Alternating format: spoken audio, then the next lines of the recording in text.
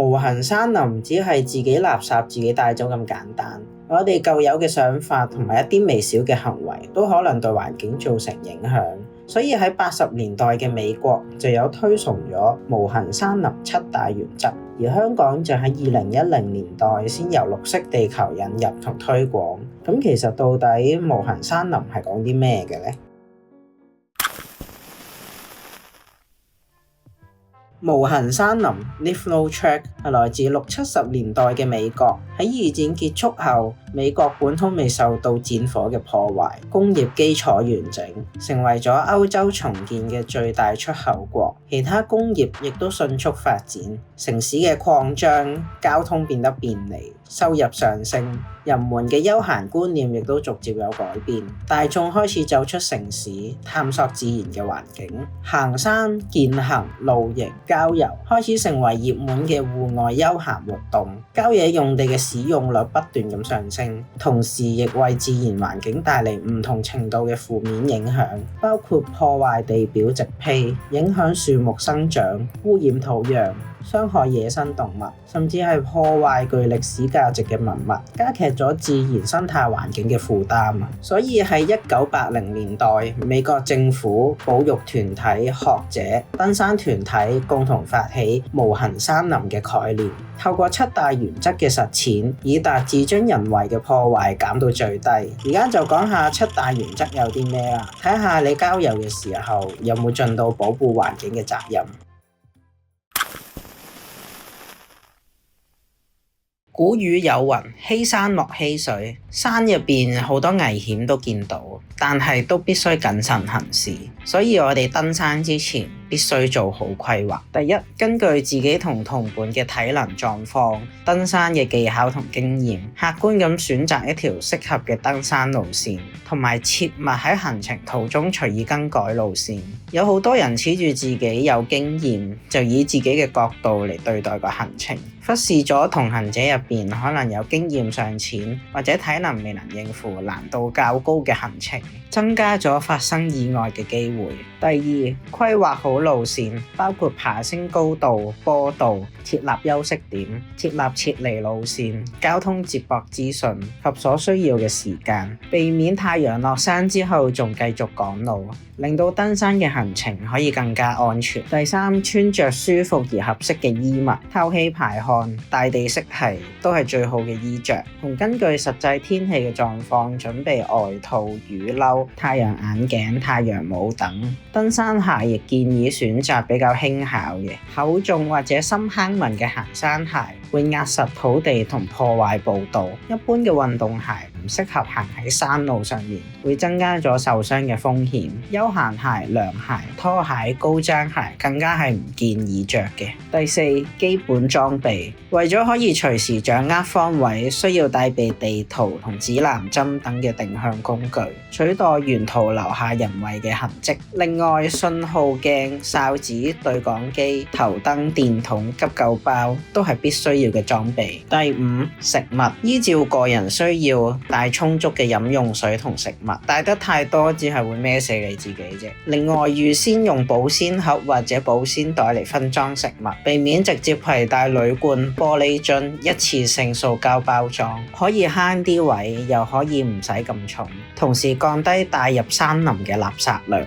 如果真係會有廚餘或者果皮等嘅垃圾，都必須包好帶走。喺野外棄置未經處理嘅食物廢物，只會滋生大量嘅蚊蟲，同埋俾野生動物亂咁抄，令到自然環境更加惡劣。第六，隊伍嘅組成同風險管理，千祈唔好一個人行山，發生意外嘅時候根本冇人會知道。行山嘅小隊最好係3至5個人，唔會太嘈，減低對環境嘅影響。唔好大聲播歌播收音機，唔好大聲播歌播收音機，唔好大聲播歌播收音機。曾經見過一啲行山團係30人嘅團隊，呢個究竟係行山呢定係行軍呢？團隊需由較有經驗嘅人士帶領，隊員亦唔好做新手黨，有責任去了解行程嘅規劃，唔係有咩閃失都係你自己攞嚟衰。行山嘅過程，領隊應注意隊伍長度同隊員嘅狀況。平時應該有適當嘅體能訓練、急救、自救、隨機應變嘅訓練，可以減低意外嘅風險。一般漁護署轄下嘅郊野公園都會有鋪設好嘅步道、步道口、露營區，我哋應該喺呢啲區域內活動同休息，避免踐踏草地，令到環境受到破壞。如果計劃嘅路線係冇鋪設好嘅步道，我哋可以選擇岩石地、沙地、碎石地等較堅硬嘅地表嚟行。另外喺自然度較高嘅荒野地區，我哋應該將隊伍分散咁行，以免行出一條新嘅路。同時亦必須避開任何稀有動植物嘅棲息地、復育區等環境脆弱敏感嘅地區。計劃露營嘅時候，應優先選擇現成嘅營地，集中並盡量縮細帳篷、煮食區等嘅活動範圍，避免破壞露營區以外嘅植被。其次，將瞓覺嘅地方同埋煮食區分開，可以避免野生動物嘅干擾或者攻擊。另外，唔好影響或者傷害營地周圍嘅樹木，截斷樹枝、揼釘、綁鐵線、刻字等嘅行為，除咗令到棵樹好核突之外，亦都容易受到病蟲害嘅入侵。如果真係需要綁繩嘅話，都必須要用軟墊嚟保護樹皮。如果冇現成嘅露營地，都應該揾啲面積大啲嘅岩石、碎石或者其他堅固嘅區域嚟紮營。紮營之前都要觀察營區周圍會唔會有鳥巢、腳印、糞便等明顯嘅動物活動痕跡，亦應該揾一處睇起嚟比較安全嘅位置，而又唔影響野生動物嘅區域。如果有2個或以上嘅帳篷，應該將帳篷分隔一段距離，避免壓扁大面積嘅草地。走嗰陣都要復原翻個環境，妥善處理廢物同確保火種熄滅。但呢一條喺香港唔完全啱用，因為根據香港法例第208A 章《郊野公園及特別地區規例》第11條對集會及若干活動的管制，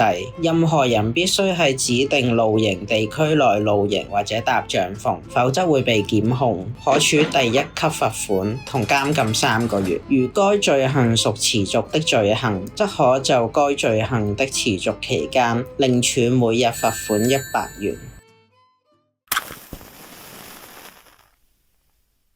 自己垃圾自己帶走，人人都識，但垃圾唔止係包裝、紙巾等嘅廢物，所有廚餘，包括果皮、蛋殼、貝殼、骨頭，都必須包好帶走。舊有嘅思想認為廚餘會自然分解，可以做肥料，就周圍抌。錯，大錯特錯。以果皮為例，果皮喺自然環境中分解係需要天時地利嘅，即係喺特定嘅氣候條件下先可以完成分解。低溫嘅環境就好似放咗入雪櫃一樣，果皮分解嘅時間就會拉長咗，就會吸引咗啲野生動物嚟巢，只會令到個環境更加污糟。另外，亦唔好用火燒嚟解決，咁樣只會進一步破壞環境。如果唔小心留低咗火種，仲會引發山火添，咁樣會危害野生動物同埋其他使用者嘅人身安全。其次就係排泄物嘅處理。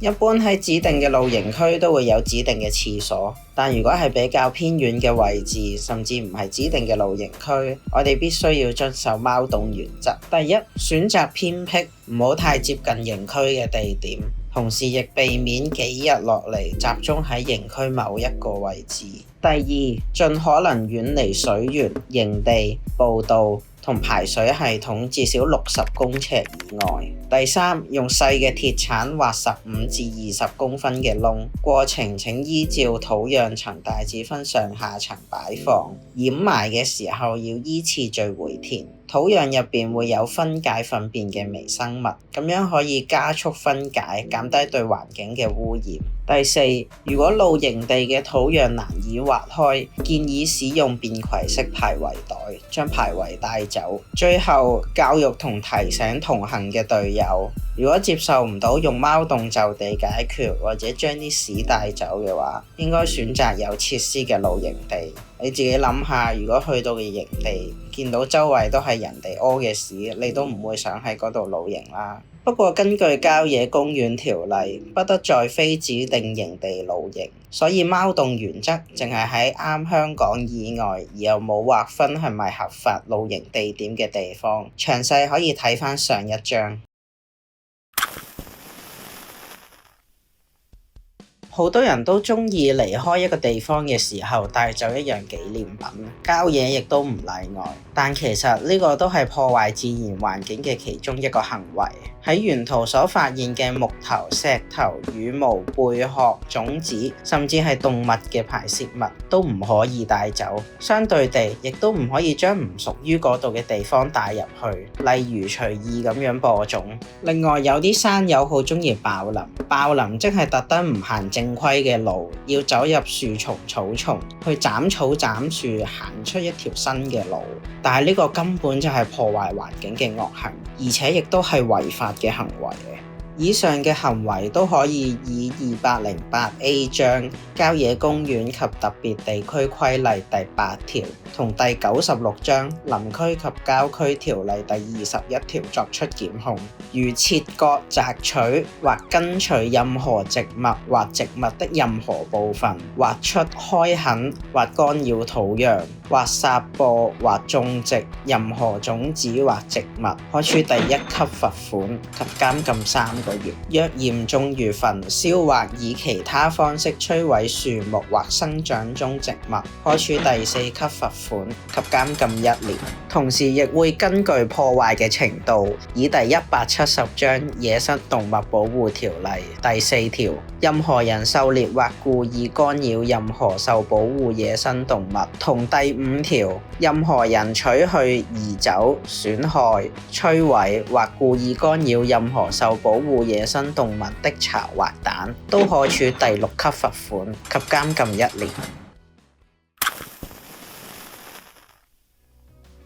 根據郊野公園條例，喺郊野公園入邊已經劃分好指定嘅露營區同埋燒烤區，同樣都係有搭好咗嘅燒烤爐，所以使用人士都必須要用指定嘅燒烤爐，並喺離開嘅時候確保完全熄滅火種，以免發生山火。如果要到冇設施嘅地點露營，都必須遵守以下嘅原則：第一，唔好用石頭嚟搭火堆，因為燒黑咗嘅石頭會令到個環境好核突。第二，隔離土地，喺生火嘅地方鋪一塊防火布，喺防火布上面鋪上至少10公分厚嘅無機土壤、沙或者礫石。另外都可以用金屬盤同鐵架，既安全生火又容易啲控制。但係火盆嘅高度至少要有8公分高，同埋喺火盆下邊要墊石頭或者無機土壤。第三，木材嘅挑選，我哋應該揾啲唔粗過成人手腕嘅乾燥木材，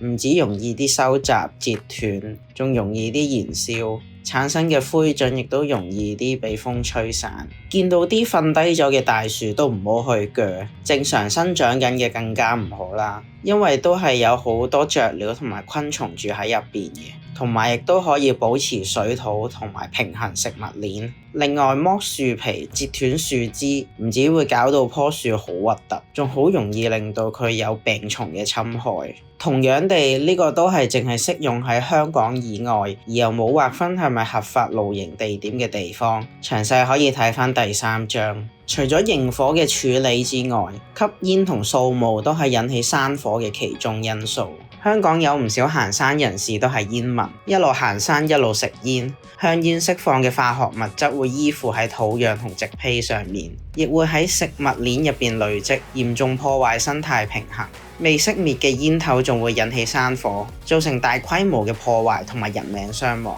就算消防處已經有大量嘅宣傳，但係每年嘅清明節都係有人唔小心咁樣用火，搞到成日發生山火。雖然政府喺70、80年代規劃出認可嘅殯葬區俾新界嘅原居民去申請，將佢哋去世嘅家屬可以葬喺鄉村附近嘅山邊，而唔使去排公共墳場嘅權利，但仍然有唔少隨意埋葬嘅非法山墳，所以根本嘅原因唔只係用火嘅問題，仲有大量嘅山墳都係原因之一。一旦違法，可以第208A 章郊野公園及特別地區規例第7條對火的管制作出檢控，處第2級罰款及監禁1年。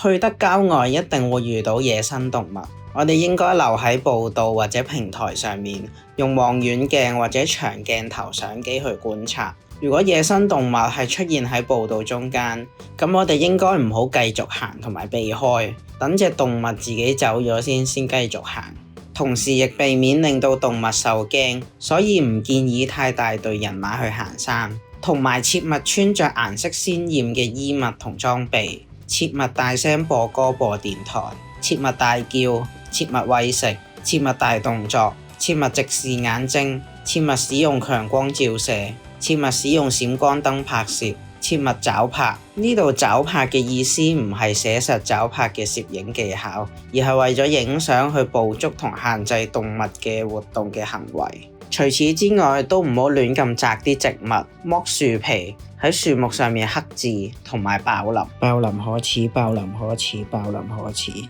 上述嘅行為會根據第208A 章郊野公園及特別地區規例、第96章林區及郊區條例、第170章野生動物保護條例作出檢控，可處罰款2000蚊到10萬蚊不等，監禁3個月至1年不等。詳細可以睇返前面嘅章節。另外，不當放生而導致當地動物受苦或危害生態，則可能同時觸犯第169章防止殘酷對待動物條例、170章野生動物保護條例、208A 章郊野公園及特別地區條例，可處5000至20萬不等，監禁1至3年不等。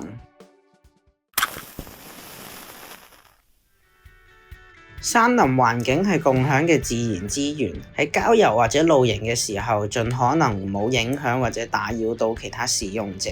休息嘅時候可以揀路邊嘅石頭或者空地，避免阻塞通道。行過窄路嘅時候應該互相禮讓，可以睇情況讓俾正在上斜或者行得比較快嘅山友行先，盡量降低聲浪。夜晚避免用太光嘅燈。由於部分區域可能係鄉郊居民嘅居住地，路過民居嘅時候應該保持安靜，唔好擅闖私人地方，亦都唔好破壞私人物品，否則可能觸犯第245章公安條例、第23條強行進入罪。至於破壞農作物或私人物品，則可能觸犯第200章刑事罪行條例、第60條刑事毀壞罪。各種妨擾行為都有可能根據第208A 章郊野公園及特別地區規例第12條、第400章噪音管制條例嘅第4條同第5條作出檢控，最高可處第3級罰款。當其他使用者遇到困難時，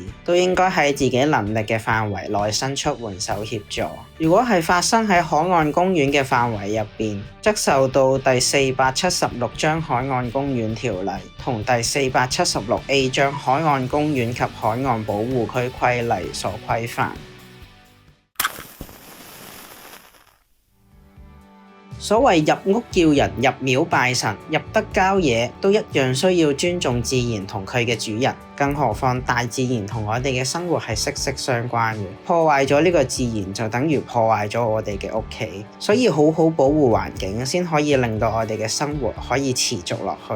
如果你都中意呢類題材嘅話，就記得訂閱廢噏營火會，我哋下個營火會再見，拜。